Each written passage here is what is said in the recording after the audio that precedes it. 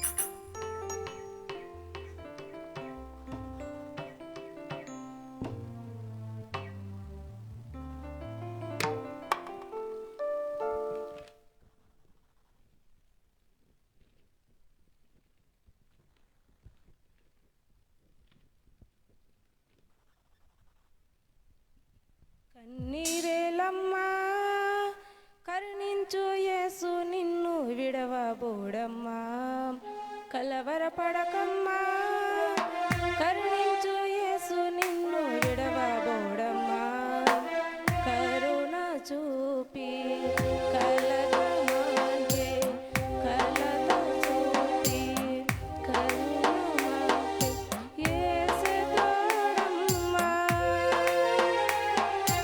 నీరేలమ్మా కరుణించు యేసు నిన్ను విడవబోడమ్మా, కలవరపడకమ్మా కరుణించు యేసు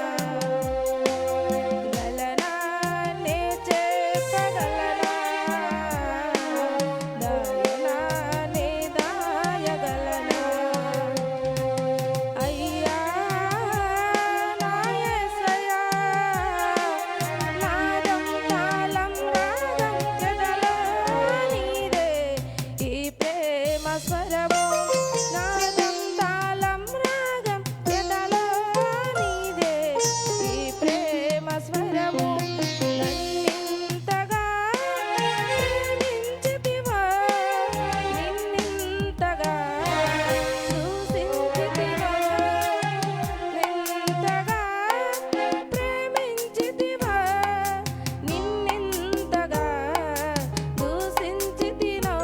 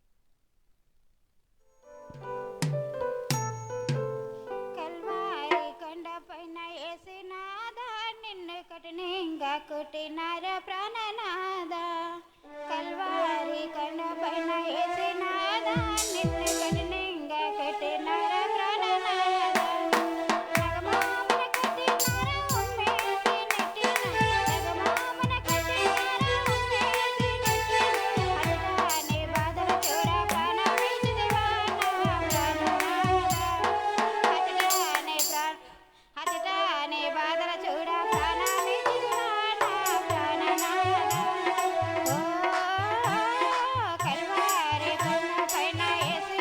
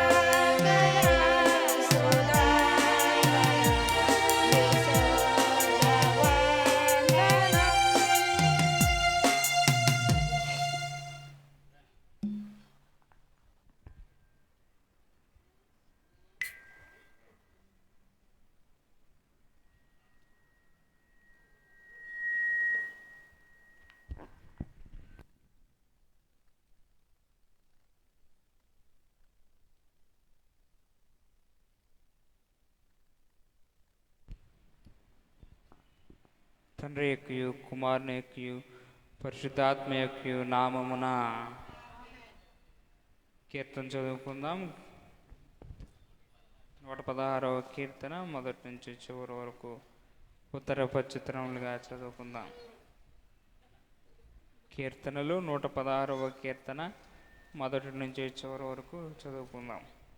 యెహోవా నా మొరను నా విన్నపమును ఆలకించి ఉన్నాడు, కాగా నేను ఆయనను ప్రేమించుచున్నాను. ఆయన నాకు సెవియొగ్గెను, కావున నా జీవితకాలం అంతయు నేను ఆయనకు మొరపెట్టెదను. మరణ బంధములు నన్ను చుట్టుకొని ఉండెను, పాతాళపు వేదనలు నన్ను పట్టుకొని ఉండెను, శ్రమయు దుఃఖమును నాకు కలిగెను. అప్పుడు యెహోవా దయచేసి నా ప్రాణమును విడిపింపుమని యెహోవా నా నామమును బట్టి నేను మొరపెట్టి తిని. యెహోవా దయాళుడు నీతిమంతుడు, మన దేవుడు వాత్సల్యత గలవాడు. యెహోవా దయాళుడు, ఆయన నన్ను రక్షించెను. నా ప్రాణమా, యెహోవా నీకు క్షేమము విస్తరింపజేసి ఉన్నాడు, తిరిగి నీ విశ్రాంతిలో ప్రవేశింపుము. మరణము నుండి నా ప్రాణము కన్నీళ్లు విడవకుండా, నా కన్నులను జారిపడకుండా నా పాదములను నీవు తప్పించి ఉన్నావు. సజీవుల నా దేశములో యెహోవా సన్నిధిని నేను కాలము గడుపుదును. నేను అలాగున మాట్లాడి నమ్మిక ఇంచి తిని, నేను మిగిల బాధపడిన వాడును. నేను తొందరపడిన వాడనై ఏ మనుష్యుడును నమ్మదగిన వాడు కాడనుకొంటిని. యెహోవా నాకు చేసిన ఉపకారములన్నిటికీ నేను ఆయనకేమి చెల్లిందును. రక్షణ పాత్రను చేతపుచ్చుకుని యెహోవా నామమున ప్రార్థన చేసేదను. యెహోవాకు నా మొక్కుబడులు చెల్లించెదను, ఆయన ప్రజలందరి ఎదుటనే చెల్లించెదను. యెహోవా భక్తుల మరణము ఆయన దృష్టికి విలువగలది. యెహోవా నేను నిజముగా నీ సేవకుడను, నీ సేవకురాలిని కుమారుడనే ఉన్నాను. నేను నీకు కృతజ్ఞతార్పణలు అర్పించెదను, యెహోవా నామమున ప్రార్థన చేసేదను. ఆయన ప్రజలందరి ఎదుటను యెహోవా మందిరపు ఆవరణములోను. యెరూషలేమా నీ మధ్యను నేను యెహోవాకు నా మొక్కుబడులు చెల్లించెదను. యెహోవాను స్తుతించుడి. దేవుడు తన పరిశుద్ధ వాక్యం దీవించును గాక. దేవాలయంలోనికి వచ్చిన వారు మనోనిదానం కలిగి ఉండవలెను. స్థుతి ప్రార్థన చేసుకుందాం. ఓ దేవా, తండ్రివి గాను కుమారుడు గాను పరిశుద్ధాత్ముడు గాను ప్రత్యక్షమైన తండ్రి, నీ ప్రత్యక్షత నిమిత్తమైన నీకు అనేక స్తోత్రములు. ఇప్పుడు నిన్ను ఆరాధించు కృపా సమయం దయచేసినందుకు వందనములు. దూతలు పరలోక పరిశుద్ధులు నిన్ను స్తుతించున్నప్పటికీ మా స్థుతులు కూడా కోరుకొనుచున్నా నీకు అనేక స్థుతులు. నీవు కలగజేసిన సమస్త సృష్టిని బట్టి నీకు ఘనత కలుగుచున్నది. సృష్టి అంతటితో పాటు మేము నీకు నమస్కరించున్నాం. ఆరాధన పొడుగునా నీకు కీర్తి కలిగినట్లు ఇక్కడ విషయములన్నిటినీ దీవించమని ప్రభు ద్వారా వేడుకొనుచున్నాము. ఆమేన్. రండి పాడుదము, రక్షణ దుర్గము మన ప్రభువే.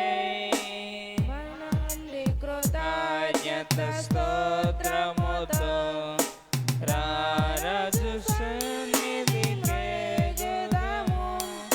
సత్ప్రభు నామము కీర్తనల సంతోషగానము చేయుదము.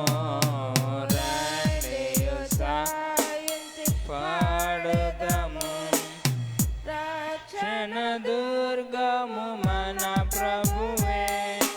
మన ప్రభువే మహాదేవుడు, కన్న మహిమాత్యము గల రాజు. భూమి ఆగాధపు లోయలను భూధర శిఖరములాయనవే. రండియు సహించి పాడుదము, రక్షణ దుర్గము మన ప్రభువే. సముద్రము సృష్టించినాయనదే, సత్యుని హస్తమే భూమి చేసే. దైవ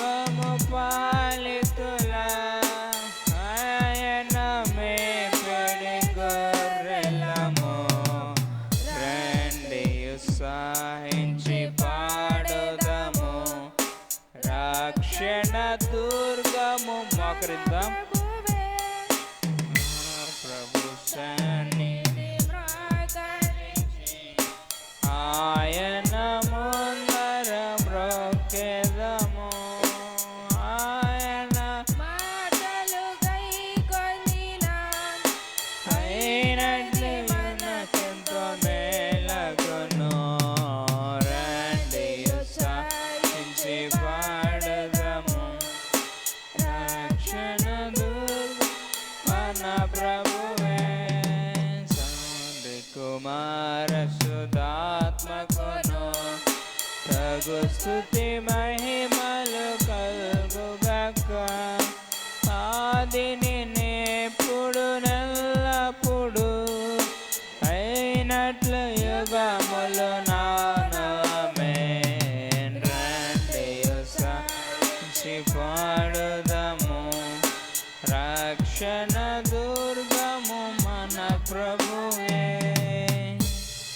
ప్రియులారా, ప్రభునందు ప్రియులారా, మనం అతి పరిశుద్ధుడైన దేవుని సన్నిధికి వచ్చినప్పుడు పూర్తిగా సర్వారాధనలో ప్రవేశింపగా పూర్వము మన పాప స్థితిని ఒప్పుకొని క్షమాపణ పొందుట మనకెంతో మేలు.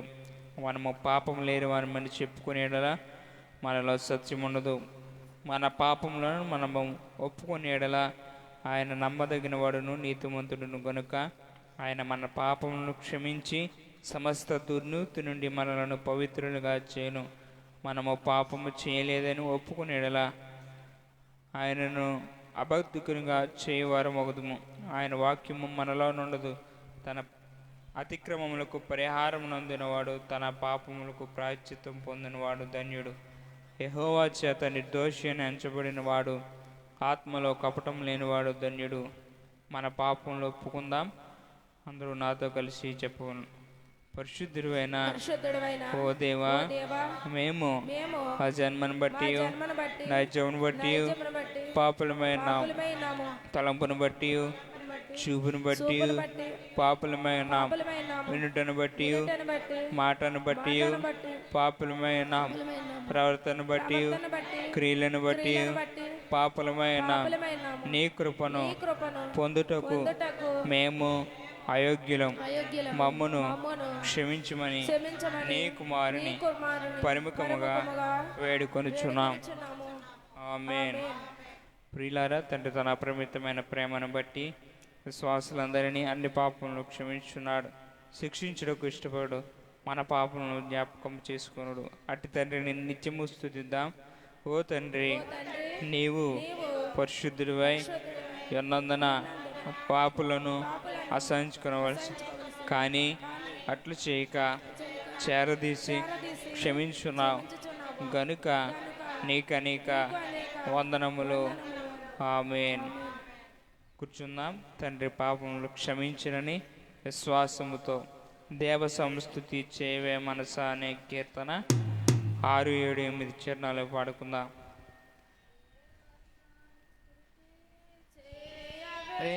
మనస శ్రీమంతుడగు యెహోవా సంస్తుతి చేయవే మనస. దేవ సంస్తుతి చేయో మన జీవమాయే యెహోవా దేవుని పావన నామమును దేపుమా. నాయంతరంగము లోవసించును సమస్తమా. చుపకార ప్రతిఫలంబుల్ పంపలేదు భూమి కన్నా. ఏ తోండు దైవ ప్రేమ భక్త జనులయందున ఆ కారణముసే దేవ సంస్తుతి చేయవే మనస. మటికి తూర్పెంత ఎడమో పాపములకు మనకు నంత ఎడము కలుగా చేసేయనాడు.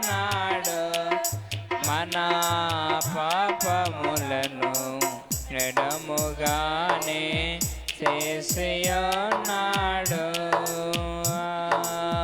కారణముచే దేవ సంస్తుతి చేయవే మనసా. అందరూ నిలబడదాం. లాపై తండ్రి జాలి పడు విధముగా భక్తి పరుల ఎడల జాలి పడును దేవుడు. తన భక్తి పరుల ఎడల జాలి పడును దేవుడు. ఆ కారణము చే దేవ సంస్తుతి చేయవే మనసా.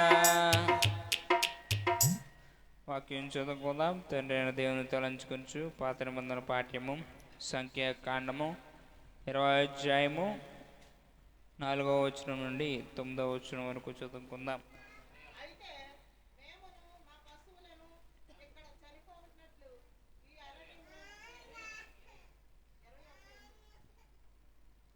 21వ అధ్యాయం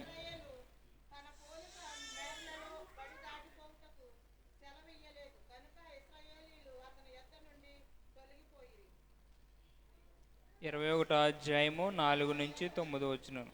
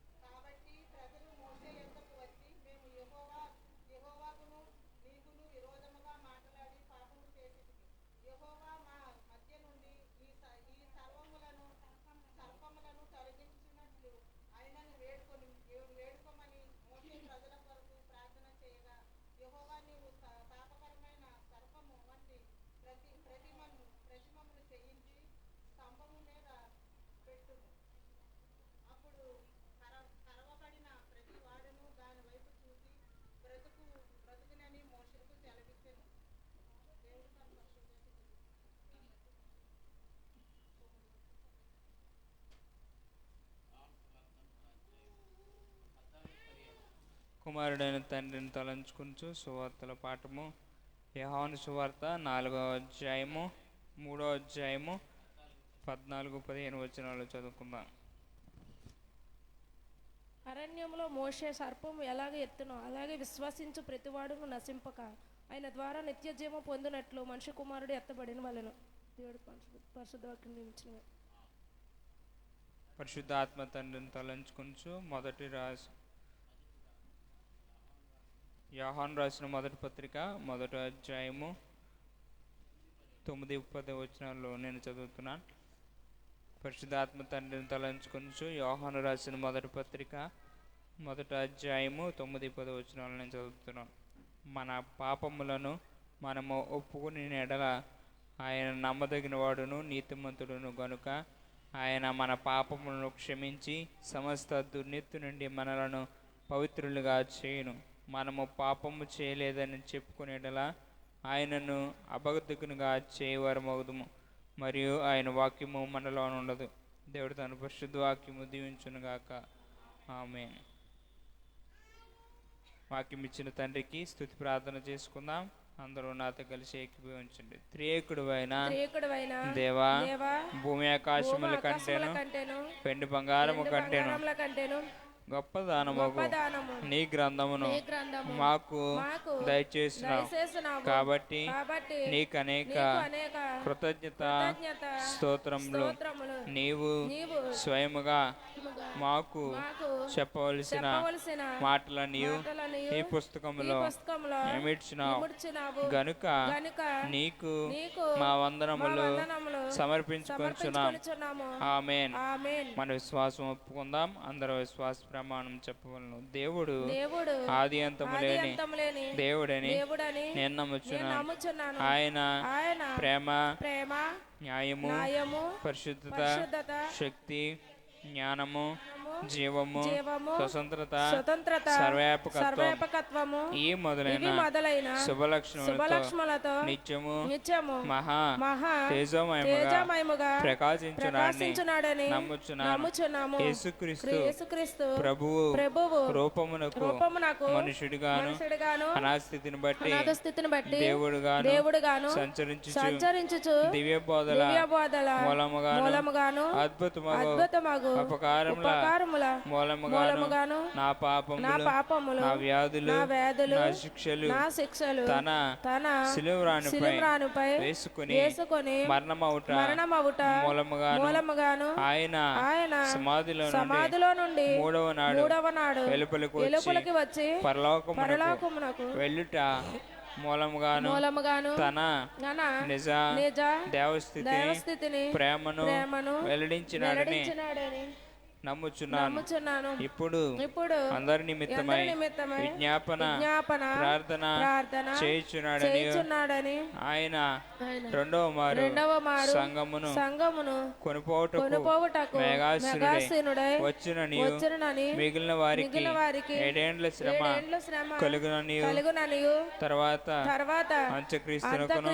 క్రీస్తునకును జరిగే యుద్ధములో అంత్యక్రీస్తు అబద్ధ ప్రవక్త నరకములో వేయబడుదురనియు సాతాను పాతాళములో 1000 ఏండ్లు బంధింపబడినని ఆ తర్వాత ప్రభువు భూమి మీద 1000 ఏండ్లు పరిపాలన చేయనని తర్వాత ఆయన సజీవులకును మృతులకును తీర్పు తీర్చునని నమ్ముచున్నాను.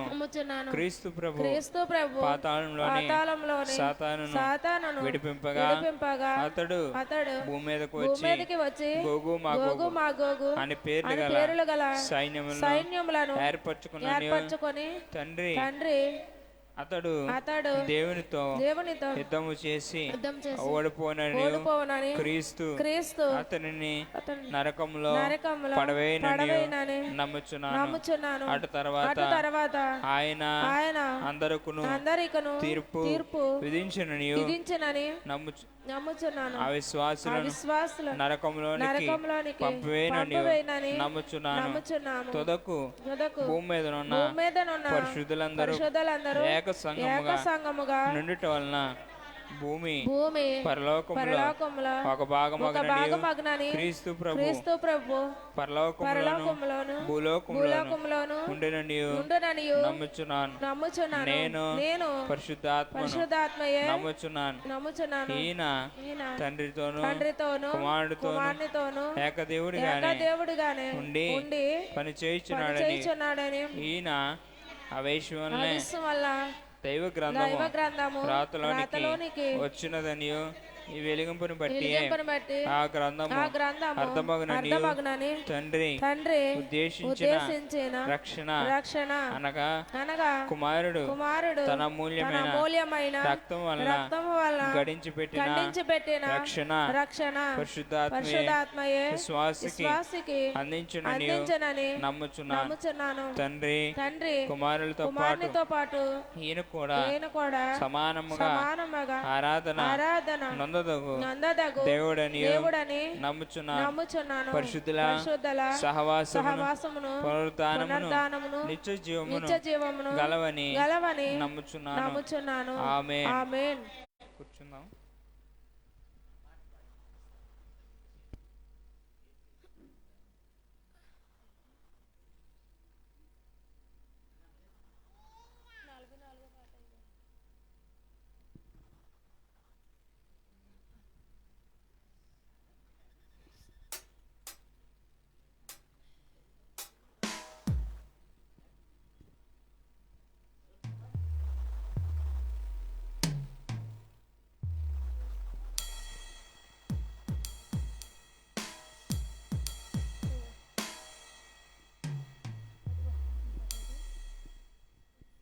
యేసు చూపుము సేవ మార్గము నీవు సేవ చేసినటి సంఘ సేవ చేయు రీతి మాకు నేర్పుము ఆశదీర్చుము యేసు వారగా సంగనాయక నీకు కీర్తి తెచ్చినట్లు మేము సేవ చేయునట్లు భక్తి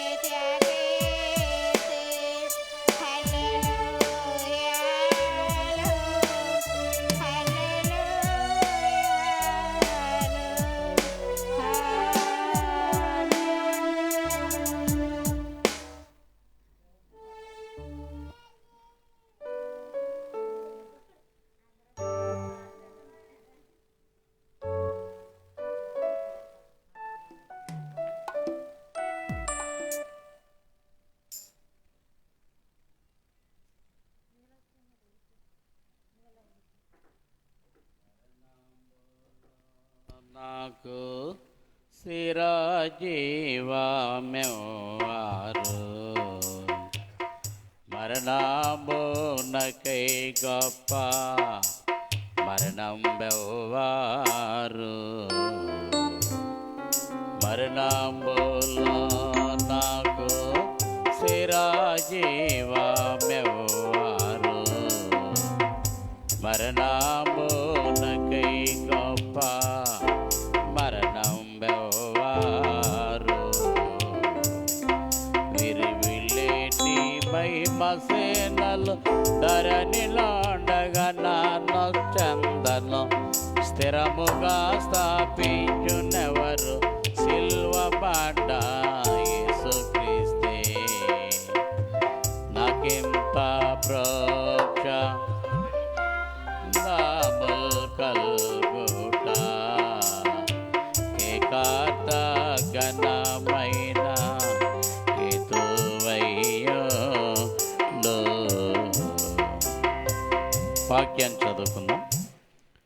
యోహాను సువార్త 3వ అధ్యాయము 1 నుంచి 3 వచనాలు చదువుకుందాం. యూదుల అధికారి అయిన నికోదేమను పరిసయ్యుడు ఒకడుండెను.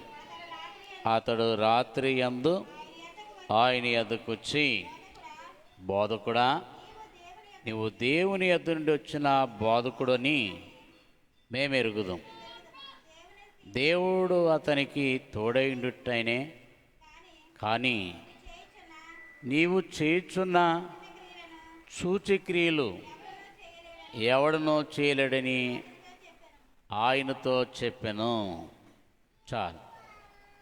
ప్రభునందు ప్రియులారా, దేవనామములో మనకెల్లరకును శుభం కలుగును గాక. ఆమేన్.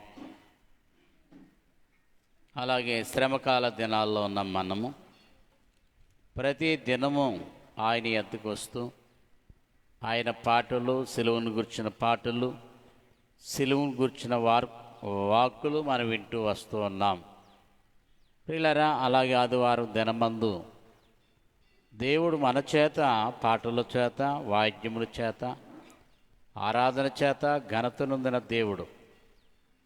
అలాగనే ఈ దినమందు ఏర్పాటు చేయబడిన వాక్యములో యూదుల అధికారి అయిన నికోదేము పరిసయ్యుడు ఒకడుండును. యూదులలోనూ అధికారిగా నికోదేమని పరిచారకుడు ఒకడుండును. పరిచాయకుడు ఒకడుండును. యూదులలో ఒక అధికారి అన్నమాట. ఈయన ప్రభు దగ్గరికి వచ్చేవారు. రాత్రివేళ వచ్చి అనేక విషయాలు తెలుసుకునేవారు. ఆయన బైబిల్లో ఉన్న విషయాలు అనేకమైనవి తెలుసుకుని ఆయన నెవరవేసుకుంటూ ఉండేవాడు. అయితే ఆయన దగ్గరకు వచ్చి ఏమంటున్నాడంటే, బోధకుడా, నువ్వు దేవుని యొద్ద నుండి వచ్చిన బోధకుడు అని మేము ఎరుగుదాం. ఏమంటున్నాడంటే, ఈయన ఎక్కడి నుంచి వచ్చాడట? దేవుని యొద్ద నుండి వచ్చాడు. దేవలోకం నుంచి వచ్చాడు. ఈయన దేవలోకం నుంచి వచ్చి భూలోకానికి వచ్చినట్టు ఈ నికోదేయానికి తెలుసు. ఆయన దేవుని వరముల చేత పుట్టినవాడని, పరిశుద్ధాత్మ ద్వారా ఆయన కలిగిన వాడని ఈయనకి తెలుసు. దేవుని అతనికి తోడై ఉంటేనే కానీ నీవు చేయించిన సూచక్రియలు ఎవడు చేయలేడని ఆయనతో చెప్పాను. అయ్యా, నువ్వు దేవుని యొద్ద నుంచి వచ్చావు. దేవుడు నీతో ఉంటేనే కానీ ఇలాంటి సూచక్రియలు, మహత్కార్యాలు జరగవు. అంటే దేవుడు ఎవరితో ఉన్నాడంటున్నాడైనా నికోదేమన్నవాడు? దేవునితో, కుమారుడైన మనిషి కుమారుడితో దేవుడు ఉన్నాడు. మనిషి కుమారుడిన అంటే ఈ మనిషి కుమారుడికి దేవుడైన వాడు ఒకడు ఉన్నారు. ఆయనే ఆత్మస్వరూపుడు. ఆయన భూలోకానికి పంపించాడు మనిషి కుమారుడు. ఆయన ఆత్మస్వరూపుడిగా ఉండి ఆయన మనిషి కుమారుడు భూలోకానికి పంపించి, పిల్లరా, ఆయన దేవుడు నీతో ఉన్నాడు కనుక ఎలాంటి సూచక్రియలైనా జరుగుతూ ఉన్నాయి అంటున్నాడు. దేవుడు యేసు పక్షంగా ఉన్నాడు కనుక ఎలాంటి రోగైనా బాగుపడుతున్నాడు, ఎలాంటి దెయ్యమైనా వెళ్ళిపోతుంది. కారణం ఏంటంటే ప్రభుతో ఉన్నారైనా. ఎవరు? దేవుడు అన్నవారు ఉన్నారు. అందరూ ఆరాధించేది దేవుడే. ప్రతి మతస్థుడు వాడేది దేవుడే. ప్రతి కులస్థుడు వాడేది దేవుడే. కానీ ప్రియులారా, దేవుడు అంటే మనిషి కుమారుడిగా వచ్చాడు కనుక అంటున్నాడు నికోదేము, నువ్వు ఎక్కడి నుంచి వచ్చావు? దేవలోకం నుంచి వచ్చావు కనుక, దేవుని యొద్దకు నుంచి వచ్చావు కనుక దేవుడు నీకు తోడుగా ఉన్నాడు. అందుకే ఈ సూచక్రియలు జరుగుతూ ఉన్నాయని ఆయనతో మాట్లాడుతూ ఉన్నాడు. ఎవడనో చేయలేని ఆయనతో చెప్పాను. ఎవరో చేయలేని పనులు మీరు చేస్తున్నారంటున్నాడు. 3వ వచనం, అందుకు యేసు, అతనితో ఒకడు కొత్తగా జన్మిస్తేనే కానీ అతడు దేవుని రాజ్యం చూడలేడని నీతో నిశ్చయముగా చెప్పుచున్నానని. చూడండి, ఇక్కడ ప్రభు అంటున్నారు, అబ్బాయ్, ఈ సూచక్రియల కంటే మార్చకార్యముల కంటే ఎవడైనా కొత్తగా జన్మించాలి. మరి ఎవరైతే కొత్తగా జన్మిస్తాడో పరలోక రాజ్యము, దేవుని రాజ్యము అతనిది అంటున్నాడు. మరి ఎలాగ జన్మించాలి కొత్తగా? నికోదేము అంటున్నాడు. అందుకు నికోదేము, ముసలివాడినై మనుషుడు ఎలాగ జన్మింపగలడు?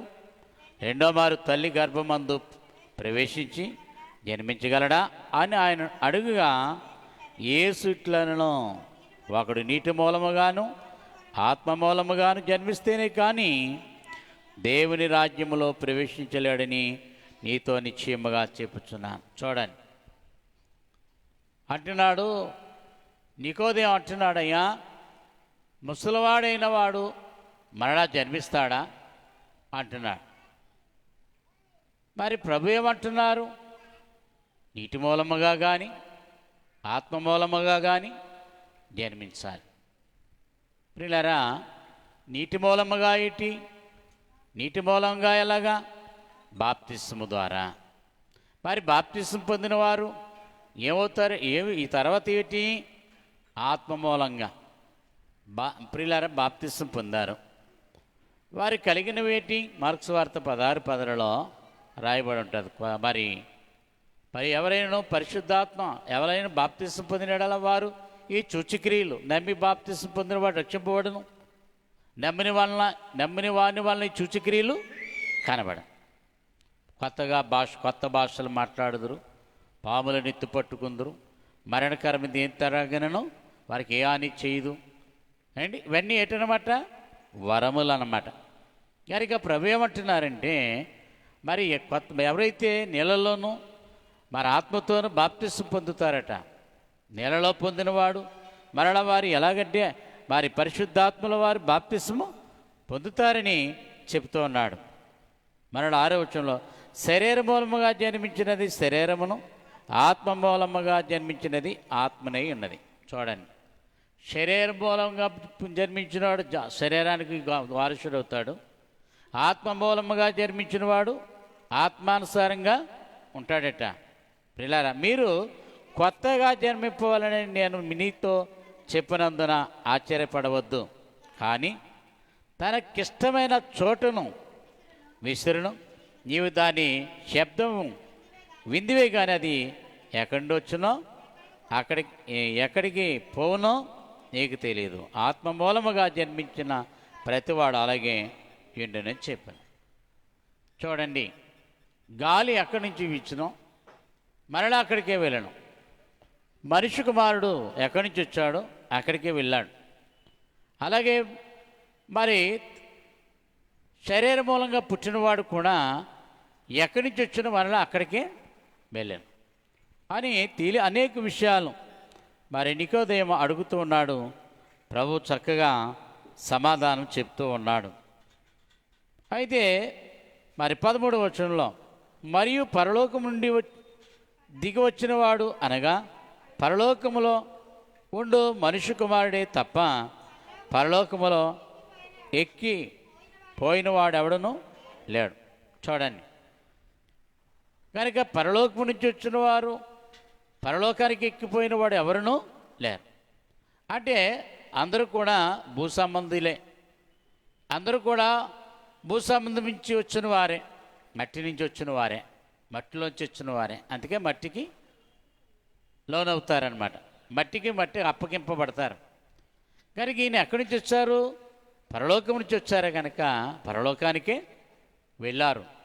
ప్రియులారు, ఇప్పటికీ ఎవరు కూడా పరలోకానికి వెళ్ళిన వారు ఎవరునూ లేడట. అప్పుడు అంటున్నాడు ప్రభు అంటున్నారు, అరణ్యంలో మోషే సర్పమును ఎలాగెత్తునో అలాగనే విశ్వసించి ప్రతివాడును నశింపగా ఆయన ద్వారా నిత్యజీవం పొందినట్లు మనుష్య కుమారుడు ఎత్తబడవలను. చూడండి, కనుక ఇక్కడ ఏమంటున్నారంటే, అరణ్యంలో మోషే ఇత్తడి సర్పమును ఎలాగెత్తునో అలాగే విశ్వసించువాడు ప్రతివాడును నశింపగా, విశ్వసించువాడు ప్రతివాడును నశింపగా. ఎవరైతే విశ్వాసం కలిగి ఉంటారో, ఎవరైతే నమ్మకం కలిగి ఉంటారో, ఎవరైతే విశ్వాసంతో కొనసాగుతారో వారు నశింపగా నిత్యజీవం పొందినట్లు మనుష్య కుమారుడు ఎత్తబడవాలని. చూడండి ప్రియులారా, అనేకులు నశించిపోతున్నారని, అనేకులు నరకానికి వెళ్ళిపోతున్నారని మనుష్య కుమారుడు భూలోకానికి వచ్చాడు. అయితే వీళ్ళు నశింపపోకూడదు, వీళ్ళు ఈ ప్రజలు నరకానికి పోకూడదు కనుక మరి ఎందుకు నరకానికి పోకూడదంటే వారికి రక్షణ లేదు, వారు రక్షణ లేక నశించిపోతున్నారు. అందుకే యేసుప్రభు అన్నారు, మోషే అరణ్యములో ఇత్తడి సర్పాన్ని ఎత్తి చూపించాడట. వారెందుకు నశించిపోతున్నారు, వారెందుకు చనిపోతున్నారు చూద్దాం ఒకసారి. సంఖ్యాకాండము 21వ అధ్యాయము 4వ వచనంలో ఇశ్రాయేలులు ఎందుకు నశించిపోతున్నారు, వారికి ఎందుకు మరణానికి గురవుతున్నారు, వారు ఎందుకు నానా విధాలుగా వారు అరణ్యంలో చనిపోతున్నారు, కారణం ఏంటంటే పాపం.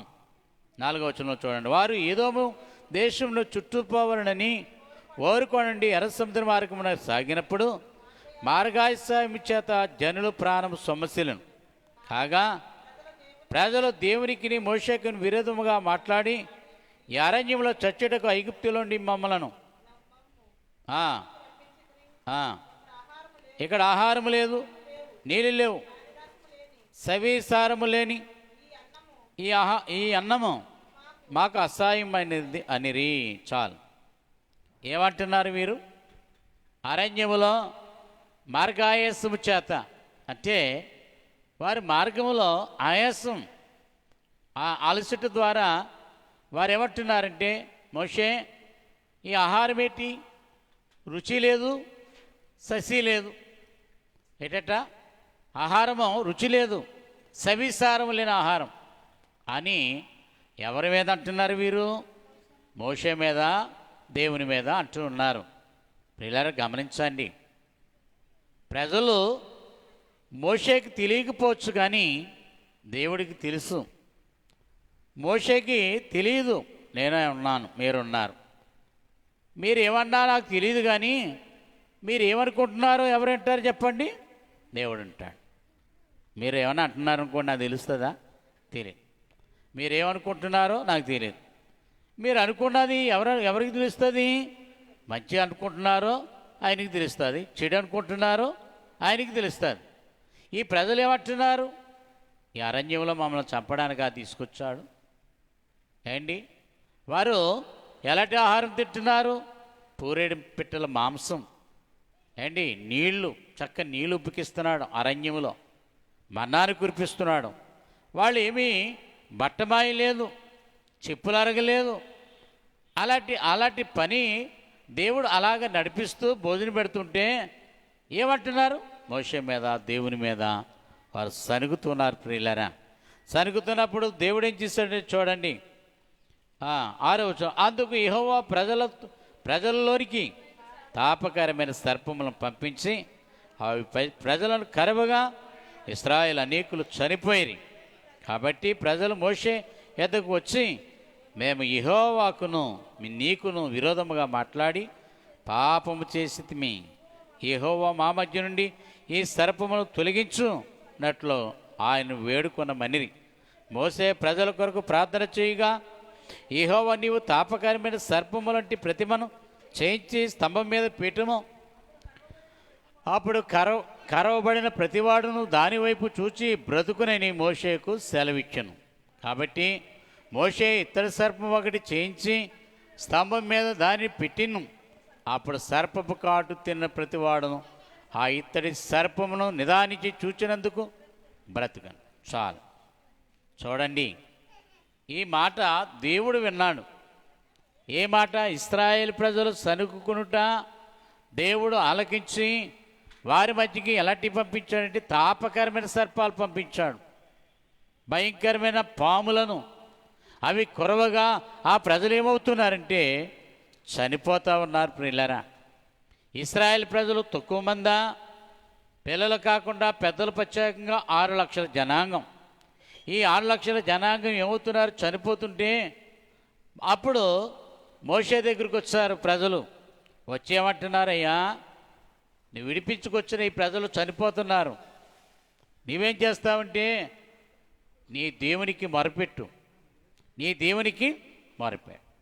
ఏంటి ప్రజలు చెప్పేది ఏంటంటే, ప్రజలు ఇప్పుడు కూడా యాజకుడికే చెప్తారు, యాజకుడు ఆలకిస్తాడు, యాజకుడు ఏం చేస్తాడు? దేవునికి మొరపెడతాడు. అయితే ఏమంటున్నారో చూడండి. వెళ్ళాం ఏమంటున్నారంటే, కాబట్టి ప్రజలకు మోషే వద్దకు వచ్చి, మేము యెహోవాకును నీకును విరోధముగా మాట్లాడి పాపం చేసితిమి. ఏమంటున్నారండి?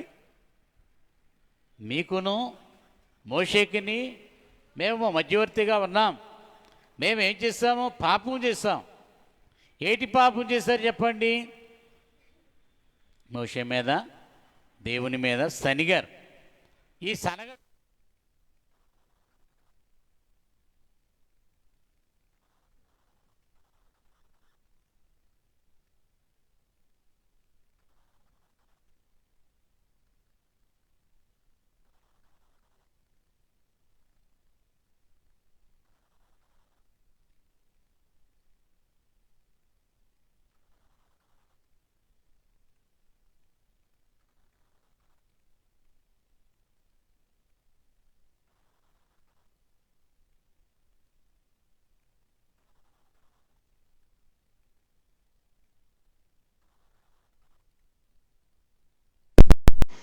బ్రతుకుతాడు కనుక నువ్వు ఒక స్తంభం చేయవయ్యా అన్నాడు. ఒక స్తంభం, దాన్ని ఏమంటారంటే గజస్తంభం అంటారు. దాన్ని ఏమంటారు? గజస్తంభం అంటారు. తెలుసు, రామపూర్ దగ్గర ఉంటారు గజస్తంభం. ఏమంటారు దాన్ని? ఆ తుల్లో రేపంపాలెం ఉందా? తుల్లో గరిష్ట దాన్ని ఏమంటారు? గరిష్ట స్తంభం అంటారు అనమాట. లోన చెక్క ఉంటుంది, పైన రేకుతో పొదుగుంటుంది, రేకుతో పొదుగుంటుంది అనమాట. అంటే ఆ చెక్కకి పొదిగించారు. ఓ దేవుడు కూడా అన్నాడు, ఓ బలిపీఠం కట్టేటప్పుడు కానీ, ఓ మందసం చేసేటప్పుడు కానీ, ఆ దేవాలయంలో ఉపకరణాలు చేసేటప్పుడు కానీ ఏమంటాడు? బంగారు రేకు తీసుకుని తుమ్మగారుతో చేసి దానికి పొదిగించాలంటాడు అనమాట. అలాగే ఈ గరిట స్తంభం అన్నది విజయనగరంలో ఉంటుంది, రాజా కాలేజీ దగ్గర.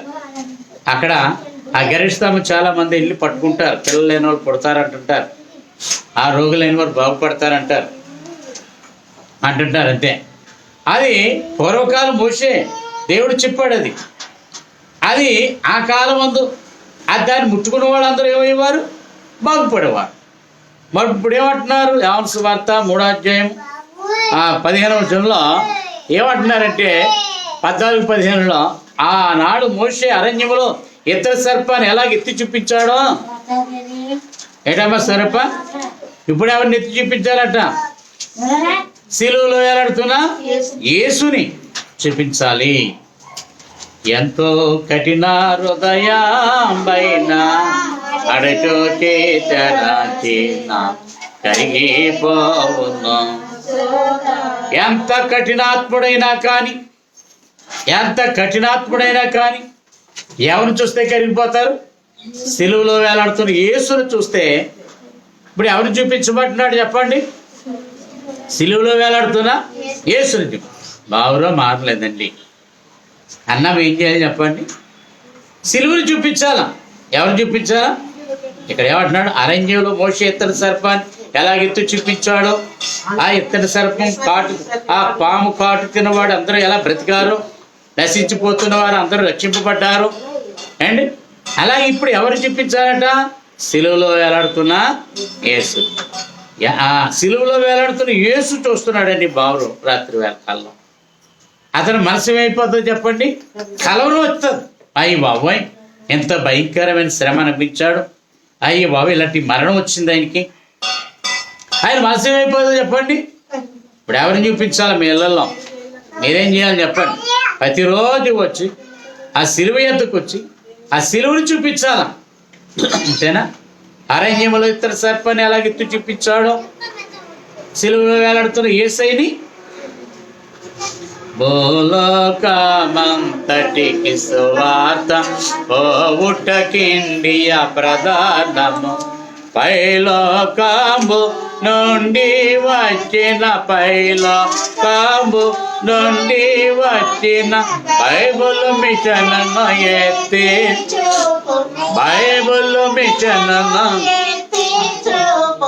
మన విచారము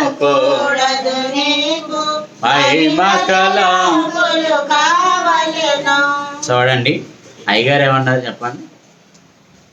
భూలోకమంతటికి ఇండియా ప్రధానం, భూలోకమంతటికి సువార్త పూటే ఇండియా ప్రధానం. పైలోకం నుంచి వచ్చిన బైబిల్ మిషను ఎత్తి చూపించాలి. ఒకప్పుడు మిషనరీలు వచ్చేవారు, ఇప్పుడు మన వాళ్ళు వెళ్తున్నారు, సువార్త ప్రకటిస్తున్నారు. మనం ఏం చేయాలట? ఈ బైబిల్ మిషను మనమట ఎత్తి చూపించాలి. అరణ్యంలో మోషే ఎత్తడి సర్పాన్ని చూపించాడు, దాన్ని చూచిన వాడల్లా బ్రతికాడు. ఇప్పుడు సిలువలో ఎలాడుతున్న ప్రతి యేసయ్యని చూపిస్తుంటే ప్రతి ఒక్కరు రక్షింపబడుతున్నాడు. బైబిల్ మిషన్ ఎత్తి చూపించాలి. ఎలా చూపించాలని చెప్పండి? సభలు పెట్టాలి, తైలాభిషేకాలు పెట్టాలి. కొత్త విరాగా అన్ని మిషన్లు గొప్పగా పెరిగి మేఘం వేకెన్నో. కొత్తవి తైలాభిషేకం అని, పాదశుద్ధి కార్యక్రమం అని ఏంటండి, అలాగా ఇంకా ఎన్నెన్నో పండుగ రాకడ పండుగలని వెళ్ళేమంటారా ఉన్నాయి. ఈ కొత్తగా కనబడుతున్నాయి ఇవన్నీ. ఏటేటా సభలు పెడుతున్నాం. దైవజనుడు చెప్పింది చెయ్యాలి, ఎత్తి చూపించాలి దంటారా. చూపించాలంటే మనం ఏం చేయాలి చెప్పండి? ఇలాంటి కార్యక్రమం పెట్టాలి. తండ్రి గారి మాటలు నెరవేరాలా వద్దా? నెరవేరాలంటే మనం ఏం చేయాలి? సాగాలి. సాలు పెట్టండి అన్నారు, సాలు పెట్టండి అన్నప్పుడు సాలు పెట్టావా లేదా? పెట్టాము. గమనించండి, ఆయన మాటలన్నీ మూటలు, ఆయన మాటలన్నీ కూడా మూటలు. కనుక ప్రియులారా, మరి ఈ ప్రజలు మరి ఈ బైబిల్ మిషన్ అనేది తండ్రి గారు చెప్పాలి అని ఎత్తి చూపించండి. కనుక చూపించాలంటే ఇప్పుడు తుల్లో చాలా మంది బైబిల్ మిషన్ మేము అని పెడుతున్నారు, చేస్తున్నారు. ఎవరినైనా అడిగితే ఎవరి పేరు చెప్తారు చెప్పండి? మన పేరే చెప్తారు. కారణం ఏంటి? మనం అనేకమైన కార్యక్రమాలు చేస్తూ ఉన్నాము. ప్రియులారా గమనించండి. అలాగా గుంటూరు సభలకు వెళ్ళాలంటే ప్రజలు రాకపోయినా బస్సు ఎట్టి, ఒకవేళ వాతావరణం బాగోకపోయినా బస్సు పెట్టి తీసుకెళ్తున్నామా లేదా? చేస్తున్నామా లేదా? ఎందుకంటే ఇది చూపించాలి. ప్రియులారా గమనించండి. మరి ఇశ్రాయేలు ప్రజలు వచ్చి మేము చేసిన పాపము క్షమించు, మోషేకిని దేవునికిని మధ్యమై పాపం చేస్తాం. ఏంటండి అలా చెప్పు.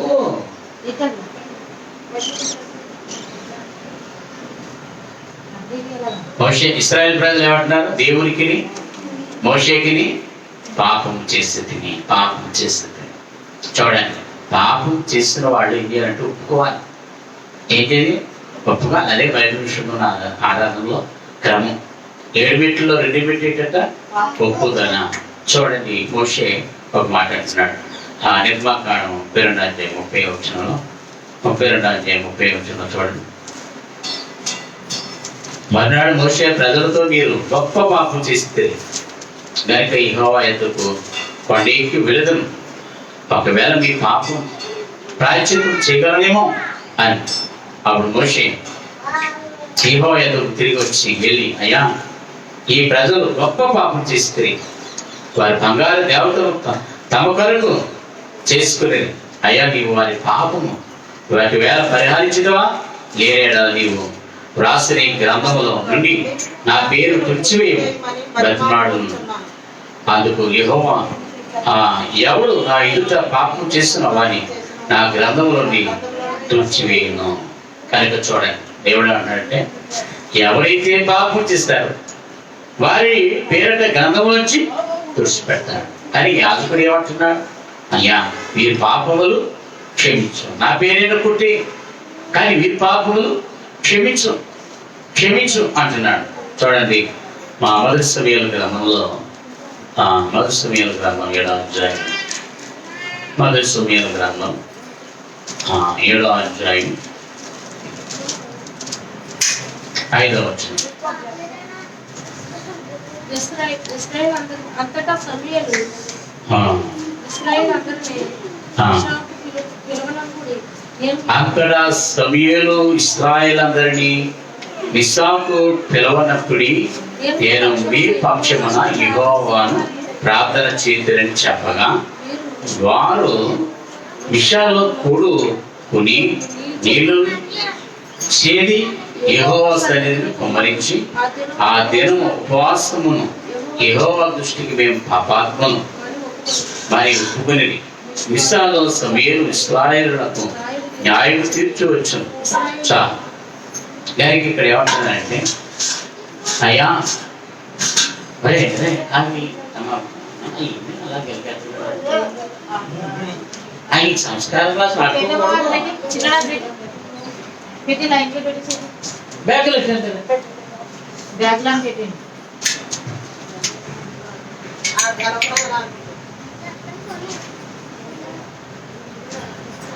మనకి ఇక్కడ సమూయేలు ఇశ్రాయేలు అందరినీ మిస్సాకు పిలువనుకున్నప్పుడు మీరు మీ పక్షమున యెహోవాకు ప్రార్థన చేస్తారు.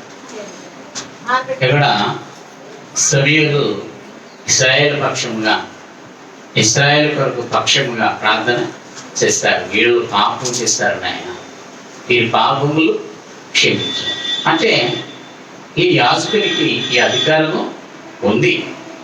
పాపాలు ఒప్పించే, పాపాలు క్షమించే దేవుడు మధ్యన బ్రతిమలాడే ఎలాగా పిల్లలు ఈ అనుభవం, ఈ యొక్క తలాంతు క్షమించే ఆ అంతస్తు, దేవుడి దగ్గర ఒప్పించే అంతస్తు ఈ ప్రవక్తలకు ఉంది, యాజకులకు ఉంది. క్షమించే అధికారం కూడా ఉంది. పిల్లలు గమనించండి. అందుకని ఇశ్రాయేలు ఏమంటున్నారంటే దేవునికి మోషేకి మేము పాపము చేస్తాం. కనుక మనం ఏం చేయాలంటే మరి ప్రతి ఆదివారము మనం ఏం చేస్తామంటే పాపములు ఒప్పిస్తూ ఉంటాం. దేవుడి పొద్దు మాటలను దేవుచులుగా ప్రేమమైన మా తండ్రి, ఈ మాటలు యేసు నామమున నడుపుకుంటున్నాం తండ్రి.